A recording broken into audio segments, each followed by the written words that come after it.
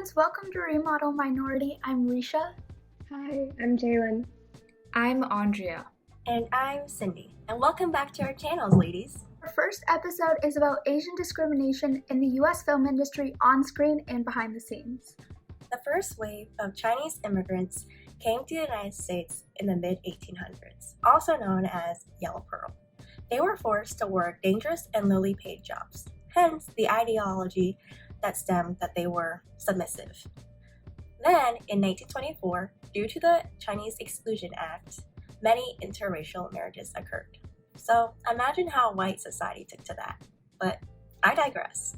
You know, Cindy, I think this goes all the way back to Shakespearean days when male actors were cast to play traditionally female roles. And I think in a pretty similar fashion, Asian characters have just been heavily whitewashed by the media.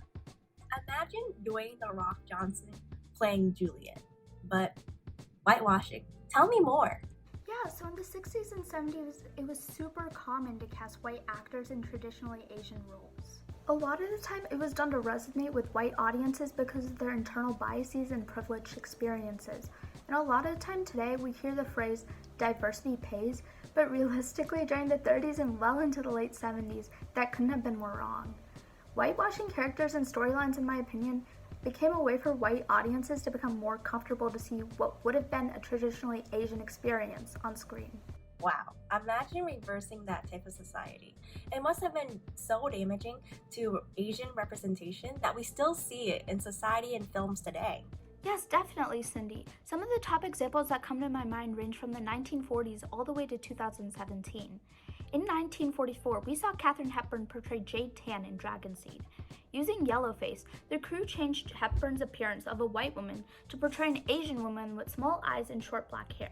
Just going on a tangent really quick, this seems very similar to the most recent fox eye trend that we've been seeing circulating on social media lately. That has just been disregarding Asians' lived experiences and dehumanizing them. Other examples that are way more recent include Scarlett Johansson, also a privileged white actress, coming under fire in 2017 for playing Motoko, an anime character in Ghost in the Shell. Many people were upset with that casting decision, and honestly, I don't blame them. Asian representation has been skewed in the film industry for so long, and white people playing an inauthentic cultural role seems like a form of appropriation to me. It's almost as if they think that they know how to be Asian better than an Asian person. Risha, did you know this occurred because of Haze Code? Essentially, Haze Code was an internal set of guidelines in Hollywood where sexual interactions between different racial actors was prohibited. The studios would not release the films if this on-screen chemistry occurred.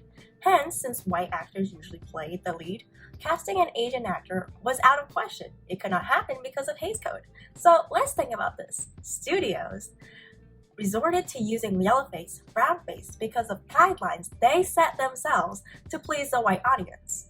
Imagine how harmful that was to all the people that watched it. White people could not see an accurate portrayal of POC, and POC are watching a literal clown play their parts in Hollywood. Cindy, I think you're 100% right. I think people studying our communities go wrong in a few different ways, and the biggest one that comes to my mind is Asian fetishization. What is Asian fetishization? It's the racial fetish that is a person's exclusive or near exclusive preference for sexual intimacy with others belonging to a specific racial outgroup. A paradigm example of this racial fetish is what is popularly known as yellow fever, a preference for Asian women and men. We want to emphasize here that Asian men can and are definitely fetishized as well. Asian men are emasculated and seen as non-sexual beings, from kissing and sex scenes in films being cut to never portraying them as love interests, only the sidekicks. And this can contribute to violence against Asian men in the form of sexual assault and harassment, and they're often not believed when they report because of their not being seen as sexual bodies. However, the desexualization of Asian men as a whole is a much more complex topic that we will save for a later blog, so keep an eye out for that. Take a good look at the media. Madame Chrysanthemum. The plotline follows the story of a French naval officer who falls in love with the idea of a perfect Japanese woman. He then meets a Japanese woman who falls under his exotic expectations, but then leaves her to marry an American wife. Media representation of Asian women as submissive and exotic presents to the world a false idea, furthering the progression of Asian women stereotypes. And of course, it's not wrong to be attracted to people that happen to be Asian. The fetish part arises from the reduction of an Asian person to only a hypersexualized version of their race, which erases the rest of their complex identity. However, sometimes it is difficult to distinguish between a harmless attraction and a subtle fetishization, and many people struggle to confront their implicit racial biases when it comes to sexuality. These ideas allow for a dangerous combination of sexist and racist stereotypes that encourages the idea that Asian bodies are available for sex without resistance. We see this fetishization play out on dating apps and in high rates of sexual violence committed against Asian women. These sorts of ideas deem having yellow fever as acceptable or a positive stereotype, when in reality, it dehumanizes Asians into old racist tropes. And speaking of racist tropes, one of the biggest ones that comes to my mind is the mighty whitey, mellow yellow trope. And I think the name sounds crazy, but it's such a common theme that we see in movies with leads that are female and Asian. And I've seen so many movies and shows where the Asian female protagonist is just, their storyline has been diluted down to one where they fall for some rich and strong and powerful white boy, while they're just portrayed as someone who's ditzy and clueless and sometimes just a submissive love interest. And another component of the mighty whitey mellow yellow trope is the white savior complex. It is the stereotypical relationship of a white male with a disadvantaged or submissive Asian woman. Yeah, and we see such examples in movies like To All the Boys I've Loved Before, where Lara Jean falls for white boy Peter Kavinsky. Now, obviously, I'm not saying it's bad to fall in love with someone who's a white male. That's not really the point. I think the point is the media decides to portray that as the only type of relationship that's truly valuable. A relationship where a woman of color has to get saved by a white male, and I think this is problematic for a few reasons. The first one is super heteronormative. There's already such a big lack of LGBTQ Asian representation in the TV industry, and they forget that that's super important to portray. The second reason is it just normalizes a savior type of relationship, which is one, a very abusive form of a relationship, because relationships should be equal partnership, but they don't really portray it that way. They portray it as a weak and fragile woman needing to get saved by a very strong white male.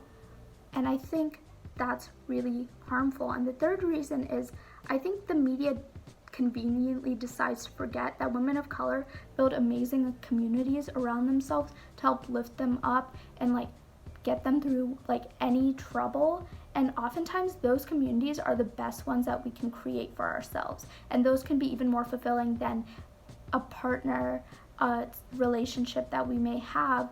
And I think that when the media forgets these things, they just help perpetuate really harmful and really messed up gender norms. And because of those gender norms, I think we can safely say that the constant use of this trope to make millions of dollars glorifies the otherization and objectification of Asian women. Most recently, I've noticed that every TV show or film I've watched with some API female protagonist is somewhat sexualized either online or by the show itself. When a movie portrays Asian women as sexual objects, viewers could leave with the underlying notion that fetishizing Asian women is okay, which couldn't be more wrong. Yeah, Ondrea, I 100% agree with you here. I just wanted to add that I think that this trope just paints a false narrative that Asian women are weak and submissive and rely on men to carry them. And for me personally, most of the women I look up to and rely on are Asian women. I mean, in our communities, we have to deal with so much internalized racism and sexism that we depend on each other just to make us that much stronger. And I think that painting Asians as weak is so harmful to us because it can make us vulnerable and it can make us targets for violence.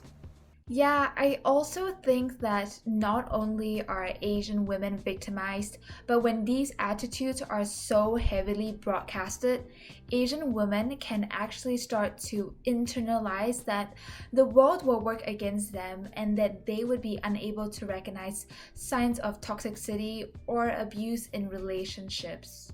Oh, yeah, for sure. When popular forms of media portray anything, I think they reflect some sort of real world theme that viewers take home with them. So if a movie portrays Asians as being weak and vulnerable, people who are either just Asians or who are perpetrators of violence can start to internalize that belief and start to think that stereotype is true, which in turn can just lead to more violence against Asians. And I think this is especially true when it comes to fetishizing Asian women. And honestly, all of us can speak to our personal experience of being fetishized in our lives. Men have told me that I remind them of anime girls or use racist and sexist terms in conjunction.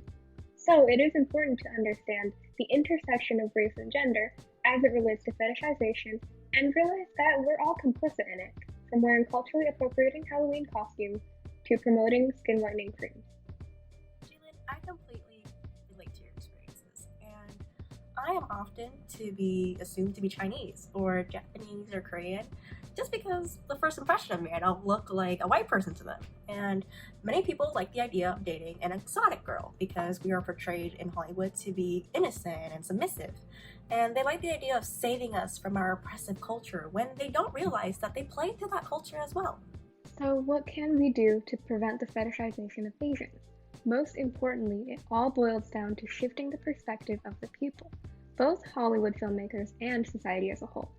There are amazing API actors and actresses, directors, producers, and artists that dedicate themselves to promoting healthy and diverse representations of Asians in media. Alice Wu, a Chinese-American screenwriter and director, depicts LGBTQ+ API in a movie about friendship, love, and discovering self-identity. In Late Night, comedian, author, and activist Lily Singh hosts A Little Late with Lily Singh. She is the first queer woman of color to host a late-night show. Next, here's a few films and TV that have had mixed reviews of the representation of APIs. Although there are diverse casts, some films can still portray implicitly dangerous stereotypes. We want to emphasize that there is no perfect API representation. Some films can have gray area, but progress is still progress. In Never Have I Ever, the show stars an Indian American teenager learning about life in school. Crazy Rich Asians broke box office records as the first Hollywood film in 25 years with an all-Asian cast. And on other media platforms such as Instagram and YouTube, we have Wongfu Productions, Fang Bros, Linda Sundays, Liza Koshy, Alex Wasabi, Sophia Nygaard, and Eugene Lee Yang from the Try Guys. If you are interested in learning more about Asian representation, we've linked some amazing resources and great movies to watch right down below. Click right down there. And I know this video seems a little bit pessimistic, but we hope that the content that we create on this channel and the future content that we will post will help spark discussions about problems our society faces and the problems that the API community has to deal with. And we really, as teenagers, we want to make our mark on the world and create more inclusive spaces and educate people on how to be anti-racist. So thank you so much for watching. We really appreciate it, and thank you for coming to Remodel Minority.